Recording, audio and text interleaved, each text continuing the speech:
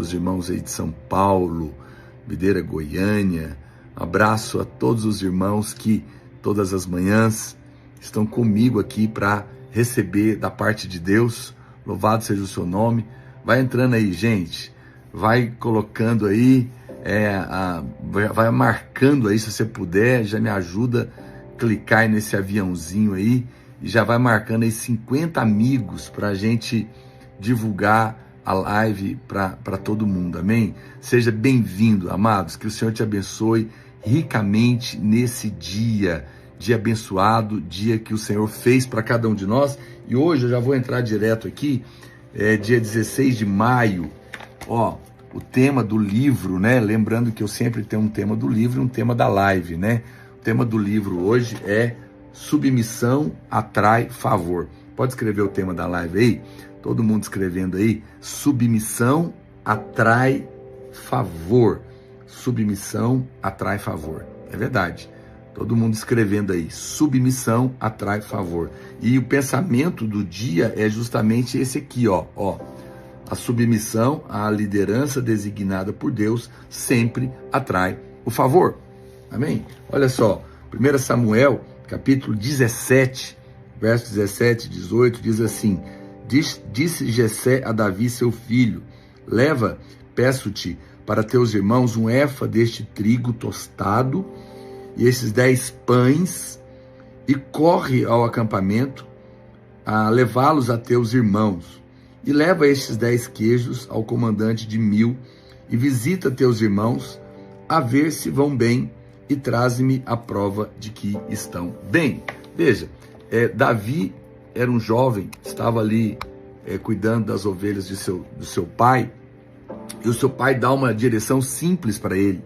Ele não podia ir para a guerra, ele não tinha idade, e o pai dele fala para ele levar comida, né, para os seus irmãos e ver como que estava lá.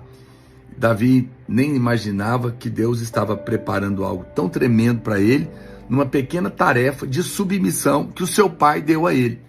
E ao chegar ali, aquele menino que não tinha treinamento de guerra, que não tinha roupa de guerra, tinha apenas 5 pedras lisas, venceu um grande gigante, e isso o colocou numa posição especial que depois o levaria a ser o rei de Israel.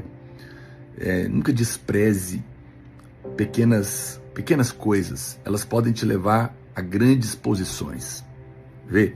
Era só uma pequena obediência, levar comida, ver como que estava a guerra, mas porque ele se submeteu ao seu pai, numa pequena ordem, Deus o colocou numa grande posição.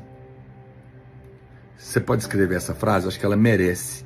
Submeter-se a pequenas ordens podem nos colocar em grande posição. Em grande posição. Submeter a pequenas ordens podem nos colocar em grandes posições. Foi o que aconteceu aqui. Você sabe, Deus zombou dos seus inimigos. Deus pegou o pequeno para envergonhar o grande, o fraco para envergonhar o forte, o desprezado para envergonhar aqueles que pensam que são alguma coisa. Por isso eu te digo, nunca subestime humildes começos, porque grandes planos podem estar por trás deles. Pequenos começos, pequenas submissão que você faz ao seu pai, sua mãe, ao seu líder, ao seu pastor, ao seu chefe, podem te promover a grandes coisas. Davi estava submisso a uma pequena ordem do seu pai, que é um líder sobre ele, e o colocou em grandes coisas. Não subestime um pequeno pedido de uma autoridade colocada sobre a sua vida. Faça com alegria, porque pode ser uma chave de Deus para te colocar numa grande posição. A submissão à liderança designada por Deus sempre vai atrair o favor divino. Mesmo quando elas errarem, mesmo quando às vezes não é exatamente aquilo que você concorda. Porque quando você se submete às instruções dadas à sua liderança, Deus vai te colocar no lugar certo. Deus vai te colocar na hora certa para te favorecer e vai te levar para uma posição muito poderosa. Olha, gente, vale muito a pena meditar no texto de hoje. Está muito rico e tem uma chave muito poderosa que eu recomendo que você não perca, tá bom? Então, glória a Deus por isso. É o seguinte, se você não me segue, já aproveita para seguir, clica aqui embaixo. Segue aí para você poder também estar recebendo aqui a notificação. Clica aí no sininho. Venha estar com a gente de segunda a sexta, às 8 horas da manhã, tá legal? Já clica no aviãozinho, convida aí 50 amigos. E se você não está no nosso grupo de WhatsApp, clica aqui em cima no link da bio, tá bom? E entra lá no grupo de WhatsApp para você receber mensagens exclusivas, diárias, do Evangelho da Graça de Deus. Lembrando que a nossa live é transmitida também simultânea no nosso canal no YouTube, PR Naor Pedrosa com Z, e na nossa conta do TikTok, Naor Pedrosa. No link da bio você pode também adquirir o livro do devocional para 1 ano, ou nosso último lançamento, que é o livro do devocional para 180 dias, apenas 6 meses. É o mesmo conteúdo, só que mudou aqui a cor, formato, e ele começa dia 1º de julho. Então, se você não começou em janeiro, quer comprar um livro mais barato para fazer o segundo semestre, é o mesmo conteúdo que eu estou ministrando, você pode adquirir aqui no link da bio ou nas plataformas do Mercado Livre, da Shopee, da Amazon ou na livraria Leitura, tá bom? Muito bem, glória a Deus. Gente, nós estamos fazendo um teste também, então nos próximos 3 dias nós não vamos receber o selinho. Então, se você quer colaborar, se você quer apoiar aqui a live, todos os selos e os apoios, eles são dados para a gente patrocinar a live. Só que a gente vai fazer quinta, sexta e segunda um teste para fazer pelo Pix. Depois a gente deve voltar com tudo, tá bom? Então, se você quer participar, eu vou deixar o Pix aqui salvo, ou vou deixar um link também na bio. Você pode entrar lá, vai ter um link do Pix. E é um e-mail chamado pix@napresenca do Pai, né? Porque não tem C cedilha, pix@napresencadopai.com.br, pix@napresencadopai.com.br. Vai aparecer o nome da estufa, que é a razão social da editora, tá tudo bem, você pode fazer a sua doação lá, tá legal? Então, vou deixar fixado aqui para você. Muito bem, glória a Deus. Eu quero começar hoje compartilhando com você. Eu disse para você que eu quero falar de um novo assunto, né, outro dia, e eu vou entrar nele, mas hoje eu quero fazer uma introdução, porque todas as vezes que Paulo pregava sobre a graça, como a gente tem feito aqui todos os dias, sempre levantava alguém para acusar Paulo. Acusar, como nos acusa, de que nós estamos aqui incentivando alguém a ir para o pecado. Essa é uma acusação que você que está me ouvindo aqui na live sempre vai acabar também ouvindo. Essa igreja, esse pastor Naor, essa mensagem é para levar as pessoas para o pecado. Olha, é muito interessante notar que essa acusação não é feita contra todos os pregadores. Não é. É feita apenas contra aqueles que pregam o Evangelho da Graça, ok? Você sabe que tem um autor muito conhecido, Martin Lloyd Jones, um inglês teólogo, e ele é uma pessoa muito respeitada até hoje, e ele diz o seguinte, vou ler a frase dele: se as pessoas não nos acusam como acusaram Paulo, provavelmente é porque não estamos pregando o evangelho que Paulo pregou. Então eu estou em paz, porque a mesma acusação que o apóstolo Paulo recebia de levar as pessoas para o pecado com a mensagem do evangelho da graça é a acusação que nos fazem hoje, não é? Paulo tinha mais fé na graça de Deus do que no pecado. Você pode escrever essa frase? Eu acho que ela merece. Se você concorda, escreve aí: eu tenho mais fé na graça de Deus do que no pecado. Todo mundo escrevendo aí: eu tenho mais fé na graça de Deus do que no pecado. Paulo tinha, muitas pessoas têm mais fé no pecado do que na graça, não é? Mas a graça é maior do que todos os nossos pecados. Acredite em mim, a graça de Deus é muito maior do que os seus erros. Então, pastor, quais eram as acusações que faziam sobre Paulo e que também fazem sobre nós hoje? Pelo menos duas. A primeira acusação está em Romanos, capítulo 3, verso 8, e é importante você ouvir sobre isso, para que você fique em paz de que o que você está ouvindo é a verdade de Deus para abençoar você e você não se incomode com críticas que você vai ouvir, porque às vezes você está aqui e você vai alegremente compartilhar o que você está recebendo, e às vezes pessoas vão falar coisas para você para te entristecer ou colocar dúvidas no seu coração, então você precisa estar guardado. Então a primeira crítica é essa. Romanos 3,8 diz: e por que não dizemos, como alguns caluniosamente afirmam que o fazemos, pratiquemos males para que venham bens? A condenação destes é justa. Veja, Paulo nunca ensinou que é preciso fazer o mal para receber o bem. Não tem nada a ver.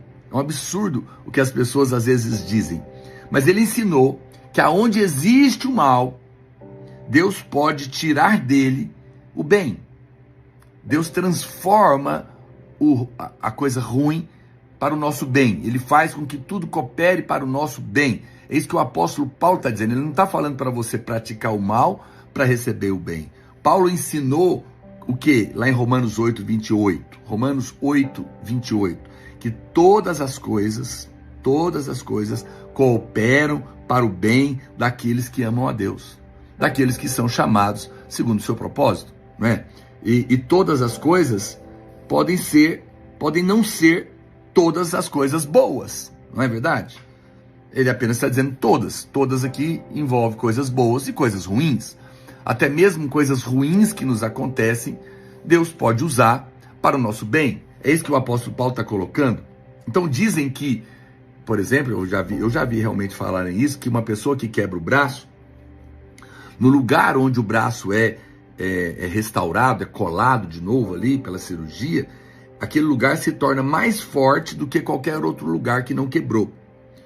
Bom, se é verdade ou não, exatamente, eu não sei, mas é claro que é tolice quebrar o braço só para ele ficar mais forte, né, gente? Suponhamos que é assim mesmo. Então agora eu vou quebrar o braço, vou me fazer um mal para ter um braço mais forte? Não, isso é tolice. Então é claro que Paulo não está falando isso.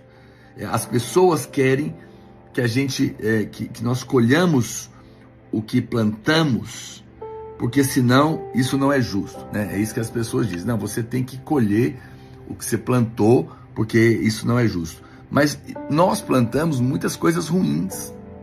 Nós erramos, nós pecamos. Mas o que você tem que entender é que tudo que é plantado é sim colhido. E você e eu plantamos muitas coisas ruins. Mas o que você precisa lembrar é que lá na cruz, Jesus colheu no seu lugar. Jesus colheu no seu lugar. Isso que eu estou falando, obviamente, é somente para os filhos, para aqueles que creem. Para aqueles que creem, ok? Para você que é filho, Jesus colheu toda a plantação de coisa ruim que você fez. Às vezes, diante dos homens, você vai sofrer, mas diante de Deus está pago. É muito importante. E mesmo diante dos homens, o Senhor vai te dar graça para isso também. Então, até mesmo, às vezes, uma porta fechada, que você está sofrendo porque ela está fechada, vai cooperar para o seu bem. Porque às vezes Deus fecha uma porta aqui para abrir outra muito maior ali na frente. Ou fecha uma porta aqui porque Ele conhece e sabe que nesse momento, se ela for aberta, não vai ser bom para você. Então, é uma questão de você decidir se você acredita ou não na bondade de Deus. Se você acredita na bondade de Deus, mesmo uma porta fechada, você vai agradecer a Deus. Tá me entendendo? Porque você acredita que tudo coopera para o seu bem. Até uma situação errada. Até o pecado que você cometeu, Deus vai trabalhar na sua vida, vai disciplinar provavelmente, mas vai fazer com que amanhã aquilo se torne uma proteção para você.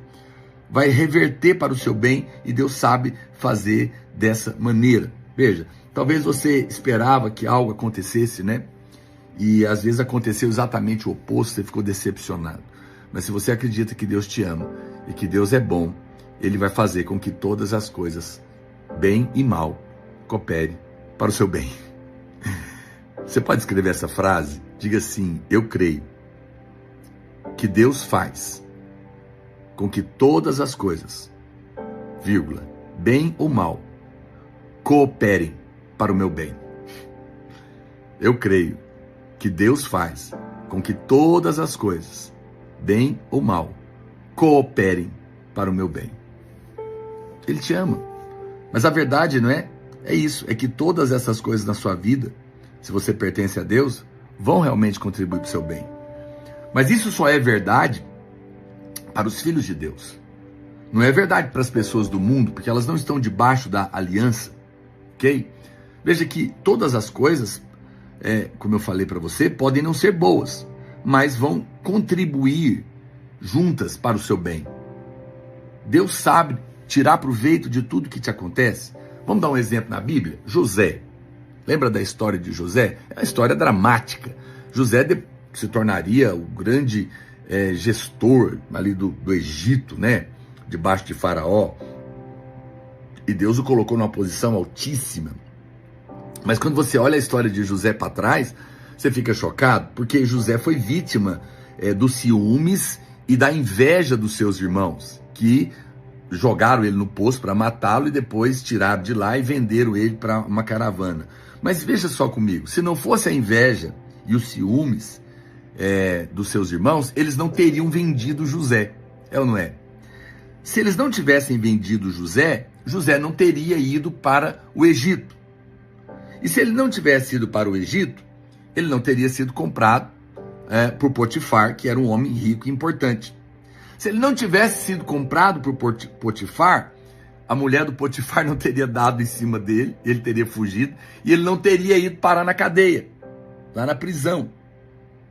Se ele não tivesse ido na prisão, ele não teria interpretado os sonhos do copeiro e do padeiro. Se ele não tivesse acontecido isso lá na prisão, o faraó não ia saber que tinha alguém com esse dom e não teria chamado ele quando ele tivesse um sonho. E se ele não estivesse, e ele não teria, obviamente, entrado no palácio onde ele foi promovido e se tornou o salvador do mundo, conhecido naquela época. Uau, que coisa incrível. Você não acha assustador isso? Que só coisa ruim aconteceu com José, mas foram as coisas ruins que cooperaram para que ele fosse colocado numa posição altíssima.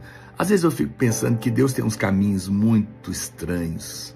Meu Deus, como alguém poderia imaginar que Deus ia escolher um caminho de ciúmes, inveja, perseguição, calúnia, prisão, para colocar o cara na posição mais alta daquela época? A gente sempre pensa que promoção é só eu fiz o bem, promovo. Bate uma meta, promovo. Tá tudo certo? Vou avante. A gente pensa assim.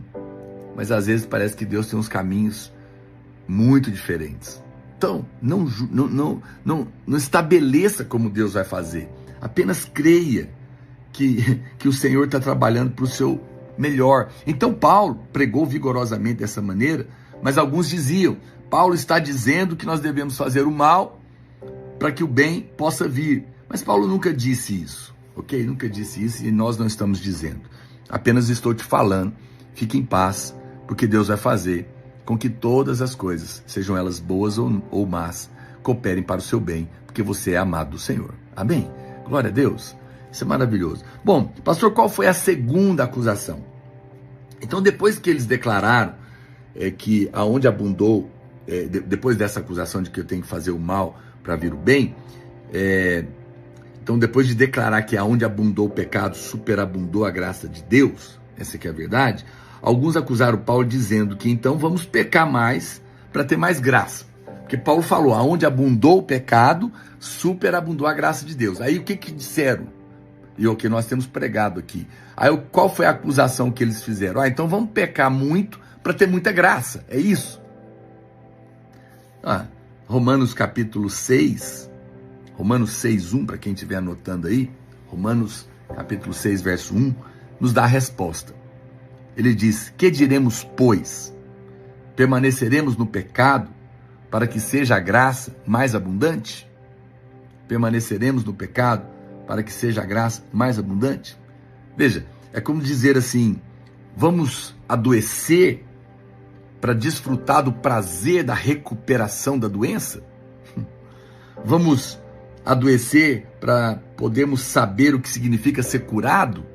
Meu Deus, não faz sentido, claro que não. Qual foi a resposta do apóstolo Paulo para essa pergunta? O verso 2 de Romanos capítulo 6 nos dá a resposta. Ele fala, de modo nenhum, como viveremos ainda no pecado nós o que para ele morremos.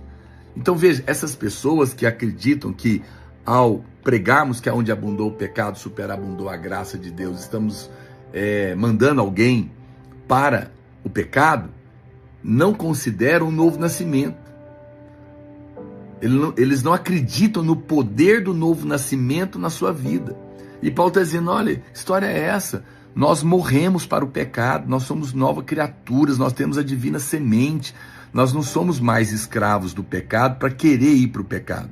Existe tentação, mas se você nasceu de novo, você não está louco para ir para o pecado e só não vai porque alguém está te amarrando. Não, você tem uma nova natureza. Então Paulo está dizendo, que história é essa? Vocês estão desconsiderando o novo nascimento.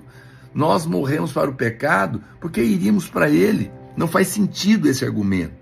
Então a resposta de Paulo foi categórica. Ele disse, impossível, impossível. Ele não disse que não deveríamos viver, mas ele, ao invés disso ele disse, como podemos viver para o pecado? Como?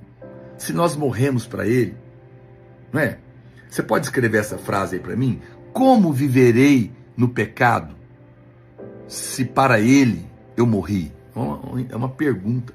Como viverei para o pecado se para ele eu já morri? Escreve aí, todo mundo escrevendo. Como viverei para o pecado se para ele eu já morri? Veja, você tem que acreditar que há algo muito superior, algo muito maior, que é o novo nascimento, não é?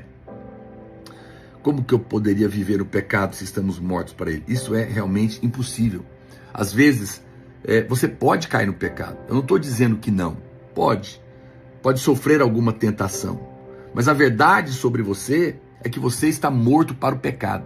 Você está morto para o pecado. Você não pode viver no pecado se realmente você nasceu de novo. Então, nascer de novo é o mais importante. É o mais importante. Não é? Você pode escrever essa frase? Eu nasci de novo, vírgula. Eu estou morto para o pecado. Vamos emenda essa frase aí. Eu nasci de novo, vírgula. Eu estou morto para o pecado. Você pode escrever isso? Eu nasci de novo, eu estou morto para o pecado. Enquanto você escreve, se você não me segue, clica aqui para me seguir e já aciona o sininho para te avisar todas as vezes que eu entrar ao vivo. Vem estar conosco aqui de segunda a sexta, às 8 horas da manhã.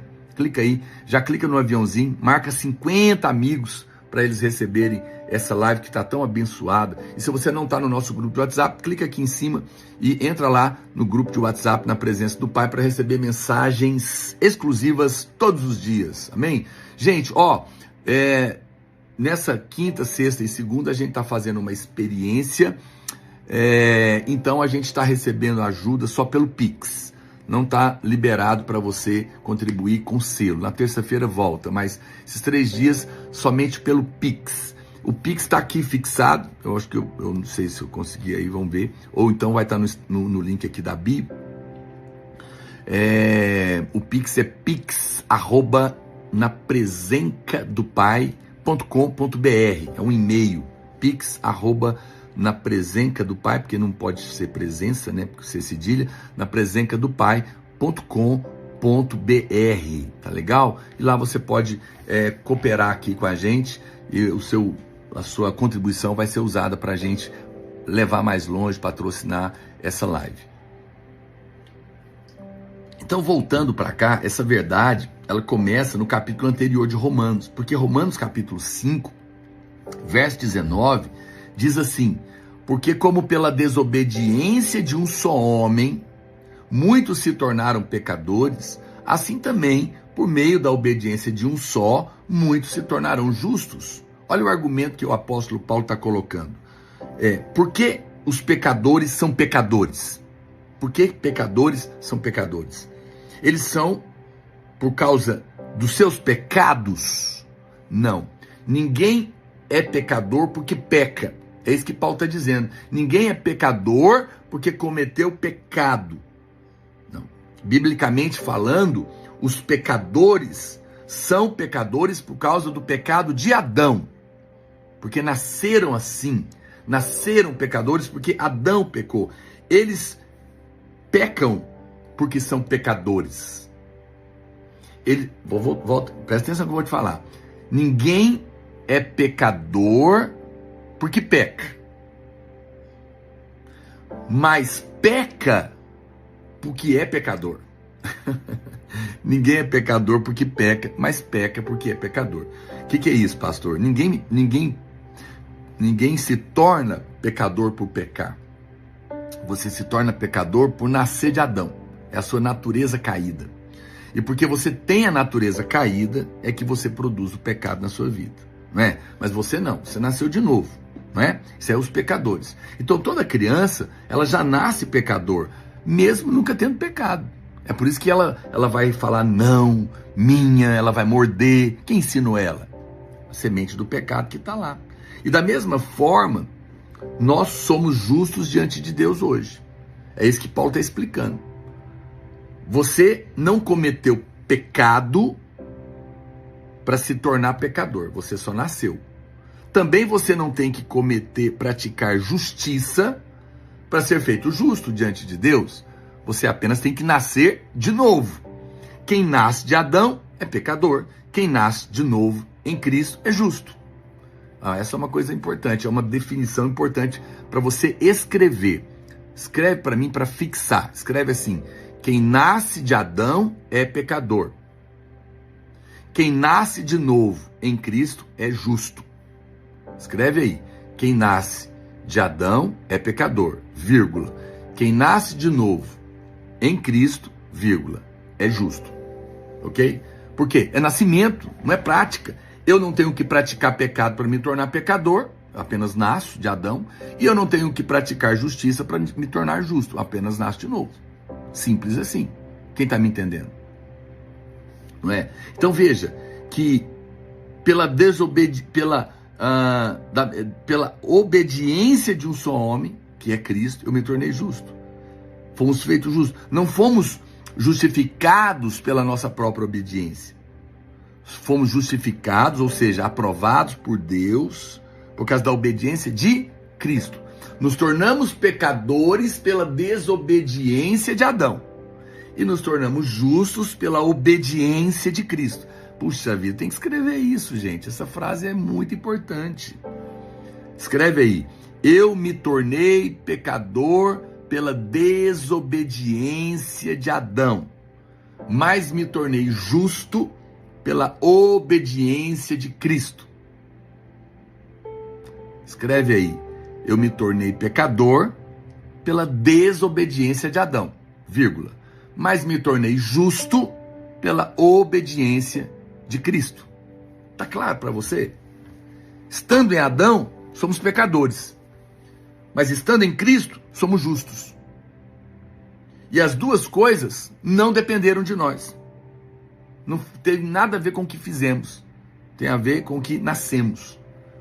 Então, agora que eu e você, que nascemos de novo, somos justos, nós praticamos atos de justiça. Fazemos coisas justas. Quando éramos pecadores, praticávamos o pecado. Mas agora que somos justos, praticamos a justiça, porque é uma questão de natureza. Pé de manga, dá manga. Pé de caju, dá caju. Pé de pecado, dá pecado. E pé de justiça, dá justiça. Tá claro para você? Agora, entretanto, não é o fato de fazer as coisas certas, volto a dizer, que te faz justo. Nós fazemos as coisas certas porque somos justos. Você é justo por causa da obediência de Cristo, que te tornou assim. Romanos capítulo 5, verso 20, olha o que a Bíblia diz: sobreveio a lei para que avultasse a ofensa. Mas aonde abundou o pecado, superabundou a graça. Então veja que a obra de Adão não é maior do que a obra de Cristo. Se a de Adão não pode ser desfeita, muito menos a de Cristo pode ser desfeita. Veja, a queda de Adão foi tão forte, tão terrível, que o ímpio jamais pode mudar a sua condição se comportando bem. É ou não é? Pega uma pessoa que é ímpia, ela não tem Cristo, ela é pecadora, ela é fruto da obra de Adão. Se ela praticar o bem, mas não aceitar Jesus, ela vai se tornar justa, gente? Não, não vai. Não há nada que um ímpio faça que o torne justo. Por quê? Porque a obra de Adão é muito poderosa. Mas eu pergunto para você, será que a obra de Adão é mais poderosa que a de Cristo? Por que se um ímpio que pratica bondade, o tanto que for, nunca vai fazer dele justo? Por que você acha que um justo que erra vai deixar de ser justo?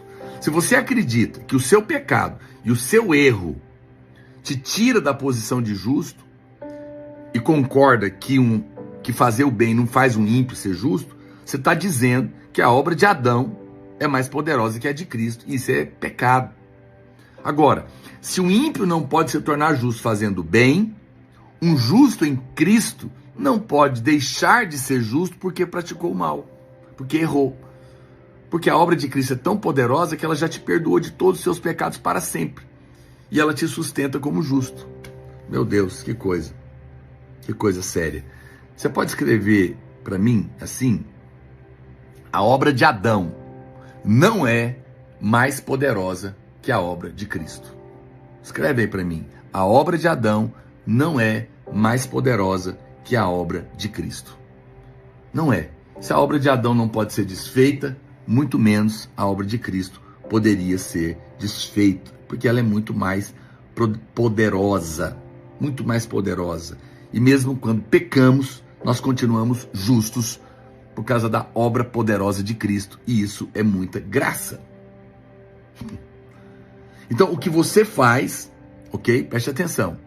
Eu tô ensinando coisas profundas para você nessa live hoje, fundamentando a sua fé. O que você faz não pode mudar o que Cristo fez na sua vida. Vamos escrever isso? Merece, isso merece. Vou ditar de novo. Escreve aí. Diga assim. Escreve assim, ó. O que eu faço não pode mudar o que Cristo fez na minha vida. Mais uma vez. O que eu faço não pode mudar o que Cristo fez na minha vida. Essa verdade deixava ali os perseguidores de Paulo enlouquecidos. Eles simplesmente não podiam entender isso.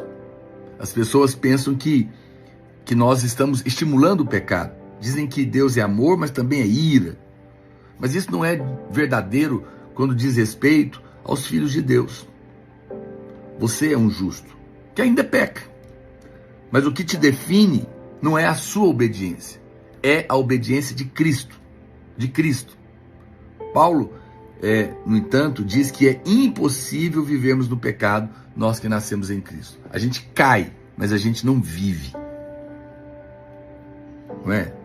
Como nós fomos trazidos para esse reino de graça, onde tudo funciona com base no nosso demérito, no não merecimento, porque a graça é atraída pelos deméritos, a graça é atraída pelos erros, por quem não é capaz, com quem erra, com quem não pode. A graça é atraída pelos defeitos dos homens. Pasme, porque aonde tem fraqueza é que tem força, aonde tem pecado é que tem perdão, aonde o homem não pode é que Deus pode. E isso é o evangelho. É Deus forte vindo para o homem fraco. É o Deus santo vindo buscar o homem pecador. Graça. Por essa razão, quando Jesus veio, cheio de graça e verdade, quem estava ao seu redor?